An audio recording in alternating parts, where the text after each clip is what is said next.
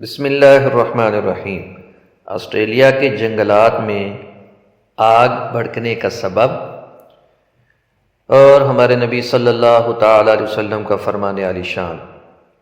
Australia کے جنگلات میں بھڑکتی آگ سے گزشتہ چند دنوں میں خطیر جانی اور مالی نقصان ہوا۔ تقریباً 48 کروڑ جانور اور 30 لاکھ ایکڑ رقبہ جل کر راکھ ہو گیا۔ 2018-2019-20 کی تحقیقات کے مطابق سائنسدانوں کا کہنا ہے کہ آگ بھڑکانے کا بنیادی سبب چیل جو پرندہ ہے وہ چیل ہے، جو دانستہ طور پر آگ پھیلانے کا سبب بنتی ہے۔ یہ جلتی ہوئی چنگاری کو منہ میں دبا کر دوسری جھاڑیوں میں پھینک دیتی ہے۔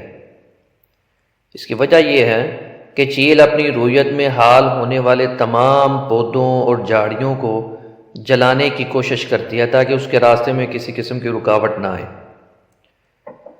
قربان جائیں سچوں کے سردار حضرت محمد صلی اللہ تعالی علیہ وسلم کے آج سے 1400 سال قبل کے فرمان عالی شان کی صداقت پر کہ آپ صلی اللہ تعالی علیہ وسلم نے چیل کو ضرر رساں اور شریر فطرت ہونے کی وجہ سے اسے مارنے کا حکم فرما دیا تھا۔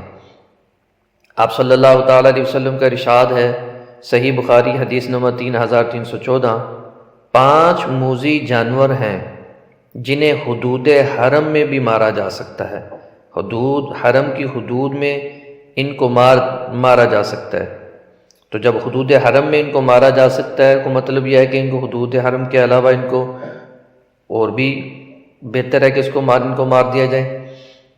ان میں سے ایک ہے چوہا، نمبر 2 بچھو، نمبر 3 چیل، وہی پرندہ جو آگ کا سبب بنتا ہے، نمبر 4 کوا، نمبر 5 کاٹ لینے والا کتا، جو کتا بولا ہو جائے اور ہر ایک کو کاٹتا پھرے۔ اور مزید اچھی ویڈیو کے لیے یہ ہمارا چینل لرن قرآن ویب، اس کو سبسکرائب کر لیں اور ویڈیو پسند آنے کی صورت میں اس کو لائک بھی کریں اور دوسروں سے شیئر بھی کریں۔ جزاک اللہ۔